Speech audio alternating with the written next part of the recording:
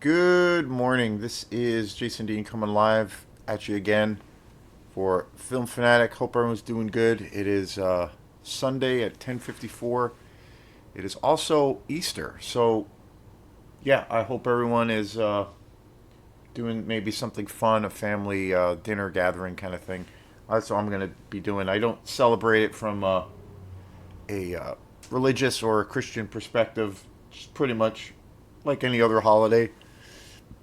It's an excuse to hang out, eat some good food. And the other big tradition that I do at my family's is we watch movies. So got a couple of movies the other day. Yesterday I got went to Opera House Video. I got this one movie I heard a lot of good things about. I think it's called Companion.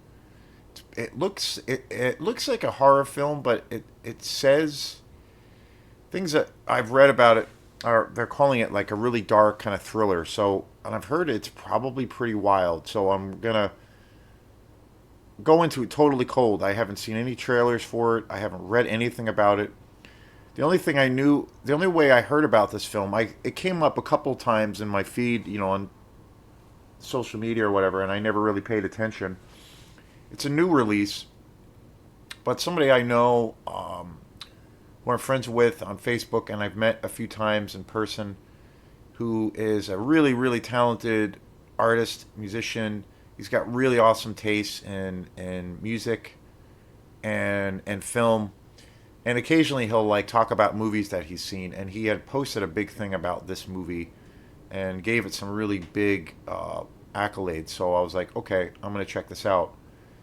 So we'll see. I'm gonna watch that. And then there's another movie, Ghost something or Ghost Ship, that's like a drama. But anyway, I'll probably post reviews for those films after I watch them tonight.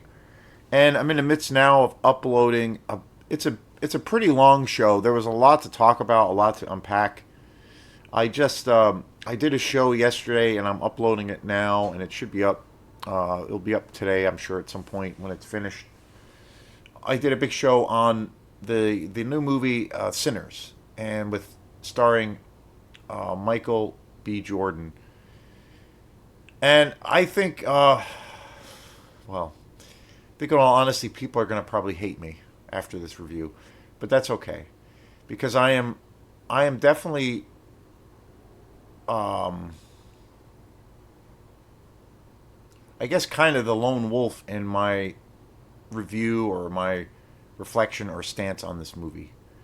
I've seen everybody and their grandmother just say how this movie is the best picture of the year of 2025 and across the board.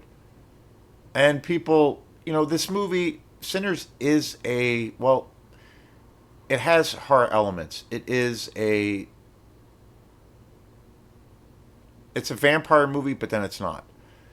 There is a there are definitely elements of the vampire aesthetic in this movie, and it is to a degree it is a vampire movie, but it is much more than that. It's kind of almost secondary, I think, to a point to what this movie's about. I saw it on opening night on Friday night, and after typically when I watch a movie, especially in the theater, I don't usually watch too many reviews before, but afterwards, whether I really enjoyed the movie or whether I didn't really care for the film, I will usually check out reviews. There's a lot of YouTube people out there that I follow and check out, and I did that after I watched Sinners, and I'd heard so much buzz about this movie, and pretty much about 98% of the people that I've come across that are reviewing this film have just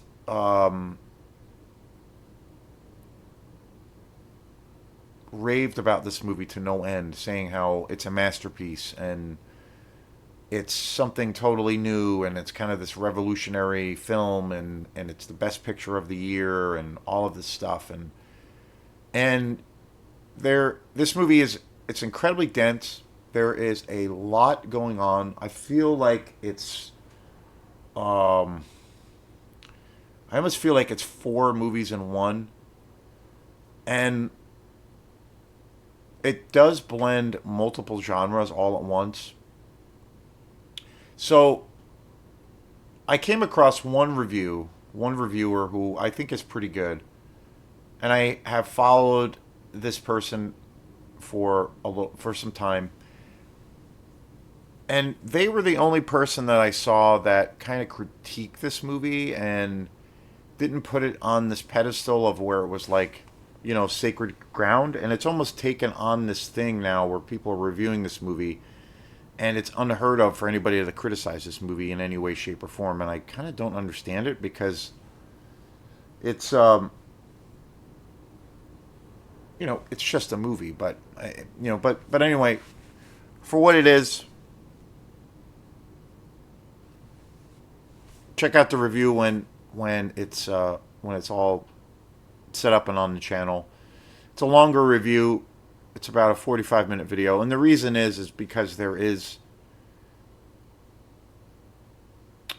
a lot to unpack. There's a lot to talk about. The movie's very dense. There's a lot of layers. There's a lot of 2-degree complexities. There's a lot of blending. There's a big, giant blending of multiple genres all within this film. So yeah, check it out. And on the side, what I've been doing is I started a little bit of kind of a new series, but I wanted to do videos on where I'm covering and showcasing all of these amazing boutique labels that exist now. I hate using the word boutique because it just sounds so pretentious, but I guess, we love labels, and it's easy to recognize certain things when we use labels. But these labels that I love and cherish, and they are my favorite things, these are basically all of these movie labels are companies that have been responsible for reissuing, just all of these incredibly underground, sleazy grindhouse movies that I love to death. And there are so many of these amazing labels right now. So I wanted to I spent a lot of time covering a lot of the movies that these companies are putting out. Severin, Mondo Macabra. I did a show on Mondo Macabra a few weeks ago, which is my favorite label out there.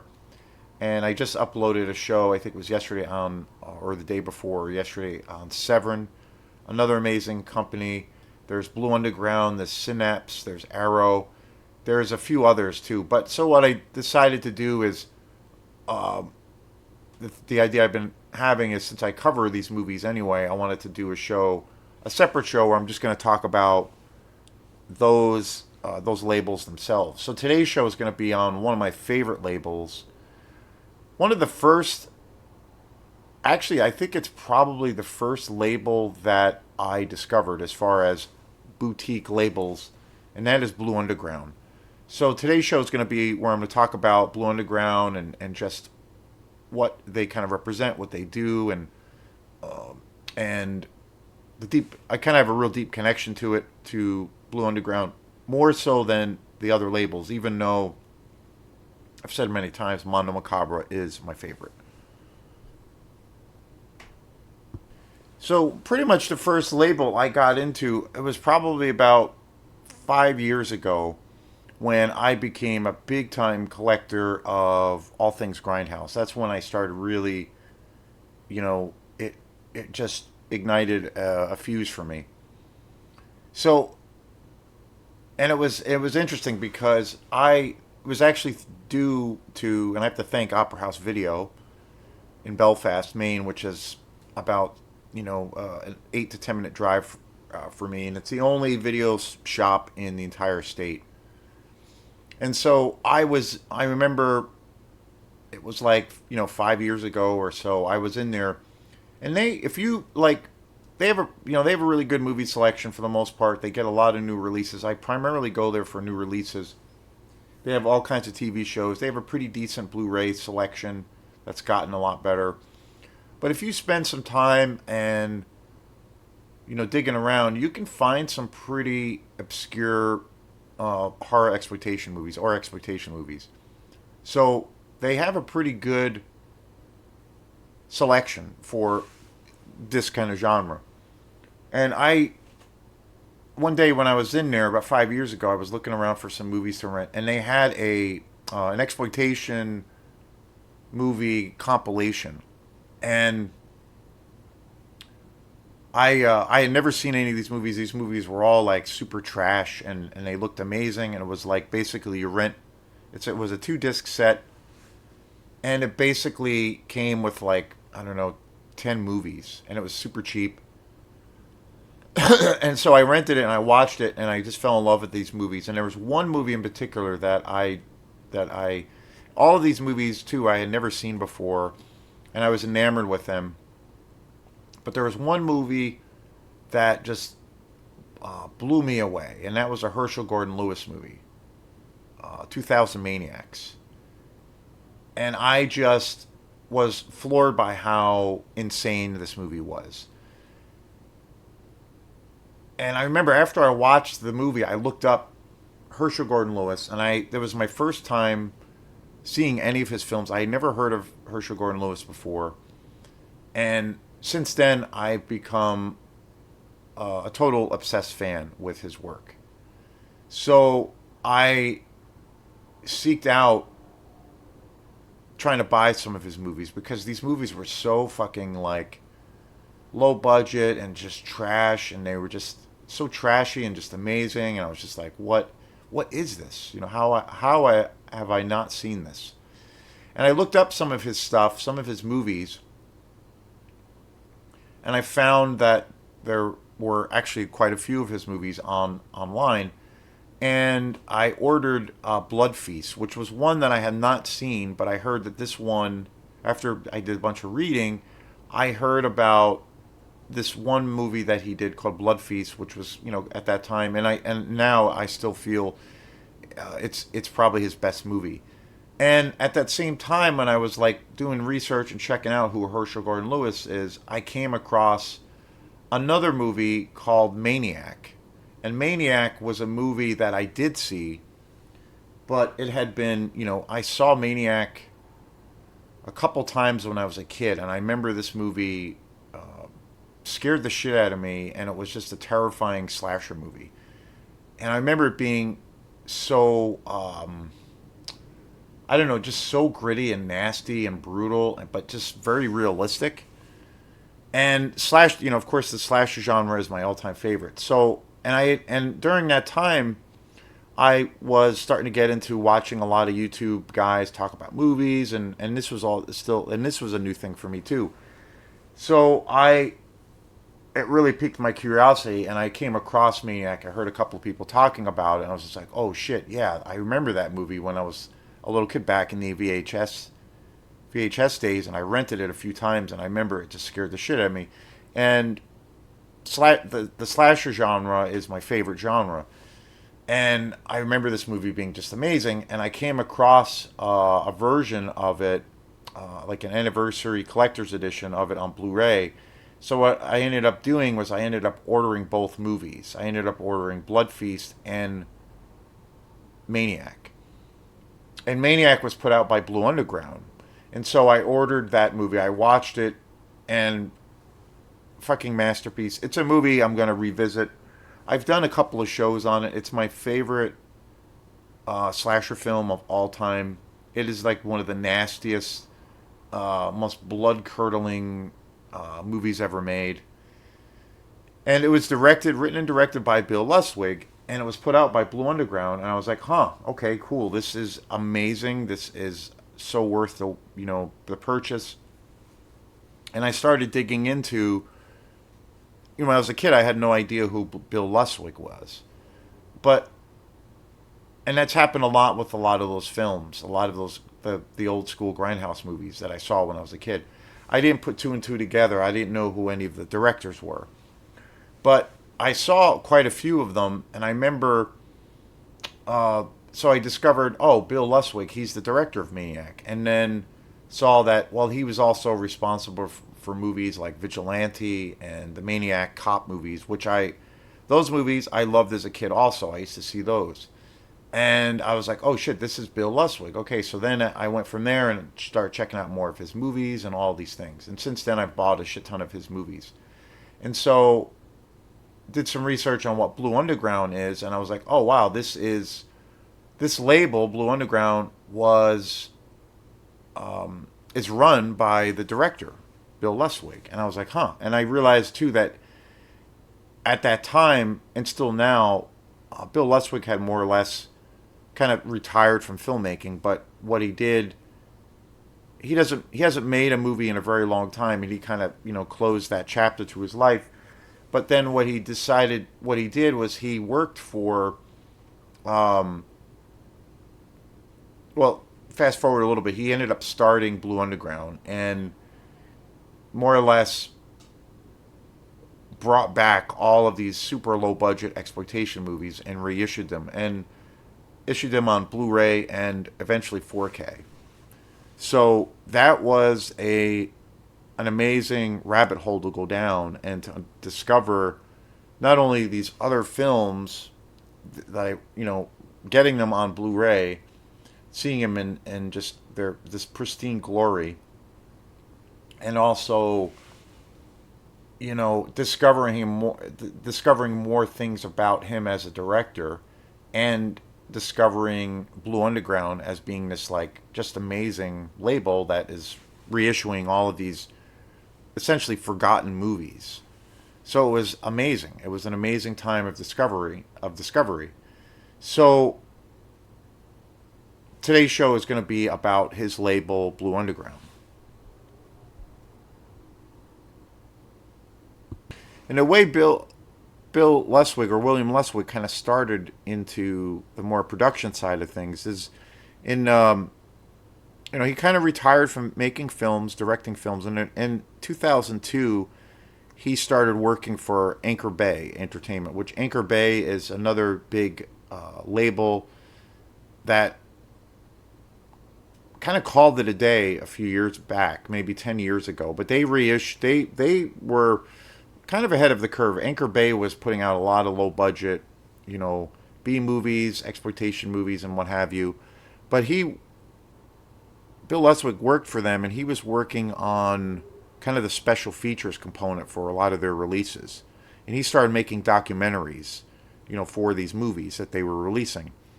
And then he eventually kind of broke off and formed Blue Underground, his own company, in 2009. And they issued like 160 DVDs, and then in 2008 they started to release high definition Blu-ray discs of their movies, and since then they were really one of the first companies also to start releasing Blu-ray versions of a lot of these exploitation movies. Just incredible. I have quite a few. I have a lot of Blue Underground films.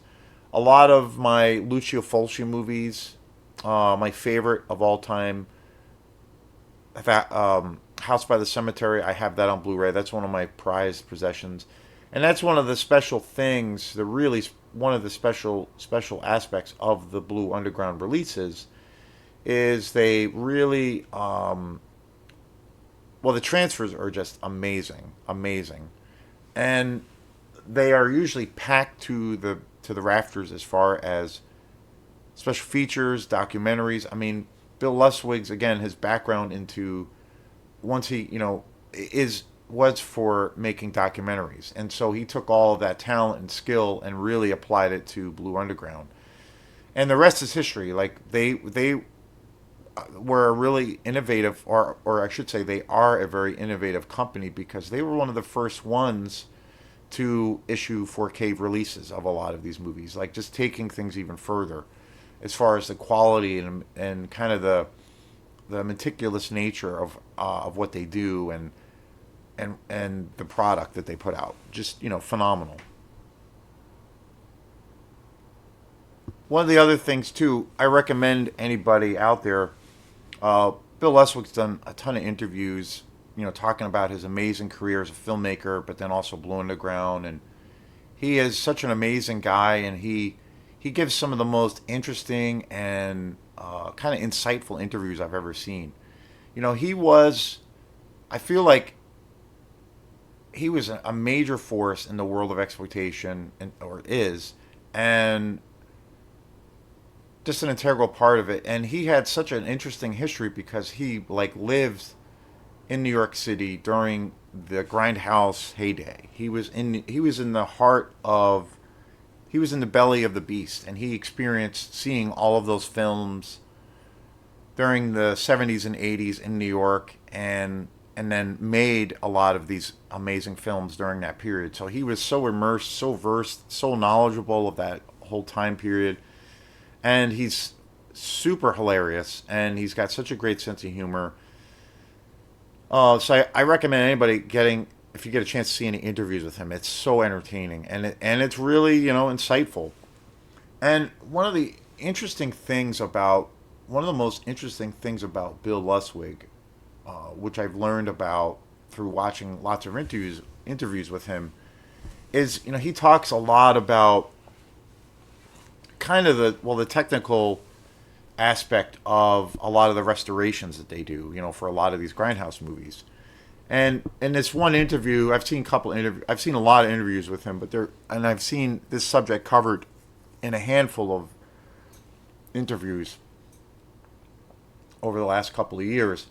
And this one interview he was giving, people were talking. This one guy who was interviewing him was talking about, you have these folks, and again, it's still a big thing, but you have these folks that are take this kind of really, I don't know, elitist stance about VHS. Like VHS has now become this like kind of hipster thing, and people are, there's a lot of groups of people out there that have this thing of where, they feel like if you're gonna watch any sleazy grindhouse movies, you have to watch it on VHS. Like that's the ultimate way, or that's like, that's the way it's meant to be seen, and that kind of thing.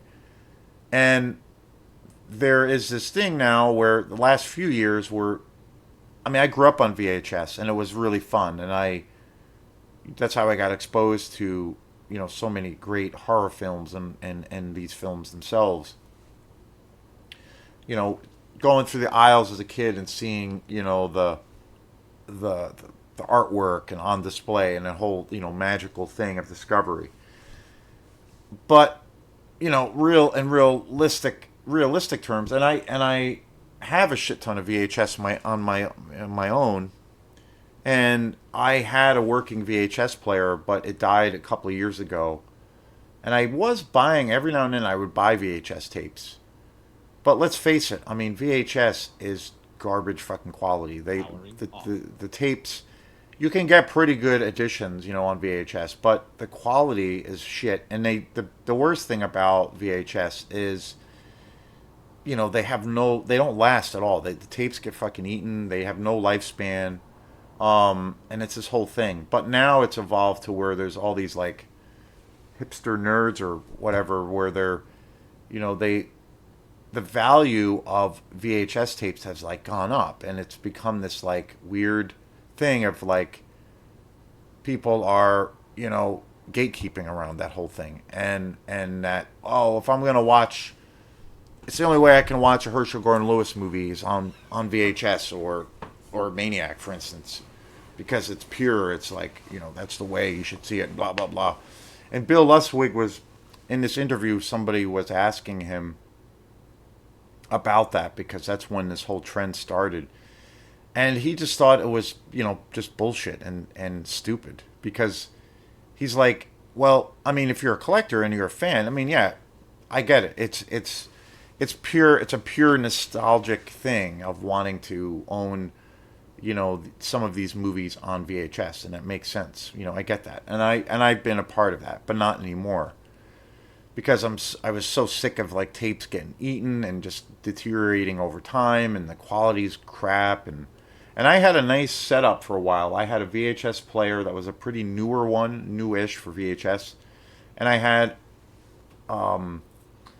actually had a surround sound system hooked into it with a pretty decent TV, so I had a pretty good quality man cave. I had a second man cave outside of my living room where I shoot these videos, where I have my Blu-ray set up.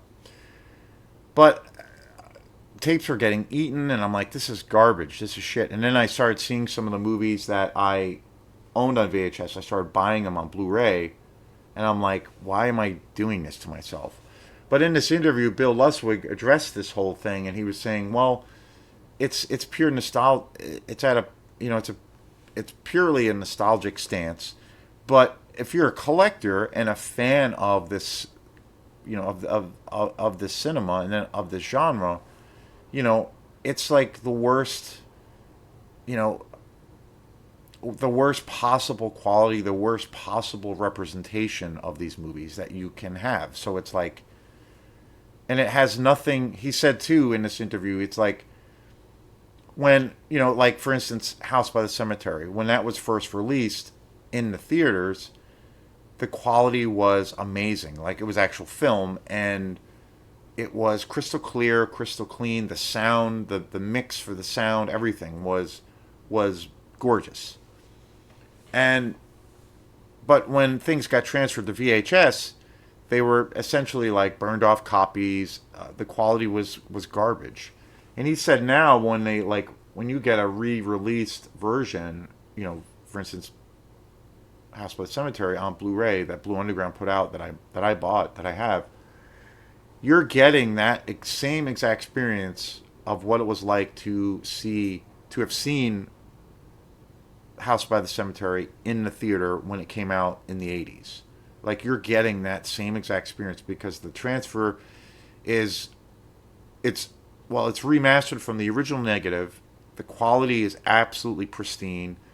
The audio mix is absolutely pristine. So you're actually like experiencing what it was like in the theater. Like, and it's like, well, if you're a fan, duh, that's what you want. So it was a really funny interview. But anyway, thanks again, and thanks again to the folks that have been continually commenting on the videos, and I want to welcome aboard some of the new subscribers that I've gotten on this channel. So thanks again, and we will see you next time. Peace.